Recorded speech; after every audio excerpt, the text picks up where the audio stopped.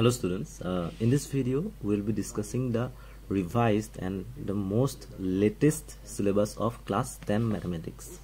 तो इस syllabus में बहुत सारे changes हुए हैं. पहली बात तो ये कि बहुत सारे topics chapters से reduce हुए हैं और वो topics क्या है, मतलब जो reduce हुए हैं उनके बारे में हमें तो नहीं पढ़ना है, लेकिन जो syllabus में है वो तो हमें पढ़ना होगा ना. तो इसीलिए हम जो टॉपिक्स सिलेबस में हैं वो हम डिस्कस कर लेते हैं. कौन कौन से टॉपिक्स हैं पहले तो डिस्कस करेंगे कि कौन कौन से यूनिट्स हैं और किस यूनिट से कितने मार्क्स आने वाले हैं वो हम डिस्कस कर लेते हैं. तो आपका जो कोर्स है क्लास 10 मैथमेटिक्स का, वहाँ पे 7 यूनिट्स है. 7 यूनिट्स. जो फर्स्ट यूनिट है वो फर्स्ट यूनिट है नंबर सिस्टम. ठीक है, जो फर्स्ट यूनिट है वो है नंबर सिस्टम. दूसरा यूनिट है एल्जेब्रा. तीसरा यूनिट है कोऑर्डिनेट ज्योमेट्री. उसके बाद आ गया ज्योमेट्री. ज्योमेट्री पार्ट तो होगा ही वहाँ पे.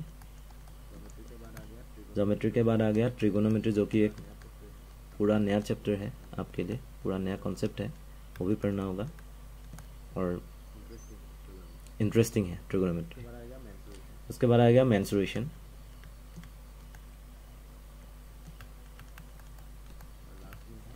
और लास्ट में है statistics and probability. Statistics and probability. तो ये 7 यूनिट्स है. अब कौन कौन से यूनिट में कौन कौन से चैप्टर्स हैं वो भी हमें डिस्कस करना है. जो नंबर सिस्टम है, नंबर सिस्टम में सिर्फ एक चैप्टर है और वो है रियल नंबर, जो कि फर्स्ट चैप्टर है. और रियल नंबर से या फिर हम कह सकते हैं कि नंबर सिस्टम जो यूनिट है उससे 6 मार्क्स आने वाले हैं. मतलब the real number chapter will carry 6 marks. उसके बाद आ गया एल्जेब्रा. एल्जेब्रा पार्ट में 3 चैप्टर्स है बेसिकली. एक है पॉलिनोमियल, दूसरा है pair of linear equations in 2 variables and तीसरा है क्वाड्रेटिक इक्वेशंस. अब पॉलिनोमियल जो चैप्टर है वो बहुत इंपॉर्टेंट है. पेयर ऑफ लीनियर इक्वेशन, मतलब ये पॉलिनोमियल और pair of linear equation, in 2 chapters का जो बेसिक्स है वो आपको क्लास 9 में मिल गया था. क्वाड्रेटिक इक्वेशन थोड़ा नया है लेकिन अच्छा है, आपको पढ़ने में मज़ा आएगा. अब रियल नंबर से हमें 6 मार्क मिल गए. उसके बाद एल्जेब्रा. एल्जेब्रा से हमें आने वाले हैं 20. So this is the part which will carry highest mark, algebra. लेकिन एल्जेब्रा में 3 चैप्टर्स हैं. So polynomial, pair of linear equation in 2 variable and quadratic equation, इन तीनों चैप्टर्स को लेके हमें टोटल मार्क्स मिलेंगे 20. उसके बाद आ गया geometry, coordinate geometry. Coordinate geometry से हमें दिए गए हैं 6 मार्क्स. ज्योमेट्री से 15 मार्क्स. उसके बाद ट्रिगोनोमेट्री. ट्रिगोनोमेट्री से दिए हैं 12 मार्क्स. मेंसुरेशन से है 10 मार्क्स. और लास्ट में स्टैट्स एंड प्रोबेबिलिटी, वहाँ से है 11 marks. Statistics and probability 2 chapters हैं. स्टैटिस्टिक्स एक चैप्टर है और वो जो प्रोबेबिलिटी है ये दूसरा चैप्टर है. तो इन दोनों चैप्टर को लेके हमें मिलने वाले हैं 11 मार्क्स. अब देखते हैं कि रियल नंबर जो चैप्टर है, मतलब फर्स्ट चैप्टर, फर्स्ट चैप्टर में हमें क्या क्या टॉपिक पढ़ने हैं. एक है fundamental theorem of arithmetic. So fundamental theorem of arithmetic के पहले और एक टॉपिक था यूक्लिड्स डिवीजन एल्गोरिथम, जो कि बहुत ही इंपॉर्टेंट था लेकिन यहाँ से अभी हटाया गया है. तो आपको यूक्लिड्स डिवीजन एल्गोरिथम नहीं पढ़ना है. यूक्लिड्स डिवीजन एल्गोरिथम के बाद जो टॉपिक है फंडामेंटल थ्योरम ऑफ एरिथमेटिक, वो पढ़ना है. और उसके कुछ एप्लीकेशंस होंगे, वो एप्लीकेशंस में पढ़ने हैं. और लास्ट में है proofs of irrationality of √2, √3 and √5. जो इरेशनल नंबर्स होते हैं, मतलब जिन नंबर्स को हम p/q फॉर्म में एक्सप्रेस नहीं कर सकते, उन नंबर को हमें इरेशनल प्रूफ करना है. पहले हमें मिले थे कि √3 को आप नंबर लाइन में रिप्रेजेंट करो, √2 को नंबर लाइन में रिप्रेजेंट करो. लेकिन यहाँ पर रिप्रेजेंटेशन की कोई बात नहीं है. हमने प्रूव नहीं किया था कि √2 इरेशनल नंबर है, या हमने ये प्रूव नहीं किया था कि √3 इरेशनल नंबर है. लेकिन क्लास 10 में हमें प्रूव करना होगा कि √2 एक इरेशनल नंबर है और √3, √5 ये सब इरेशनल नंबर्स है. √7 भी आता है तो आपको देखना होगा.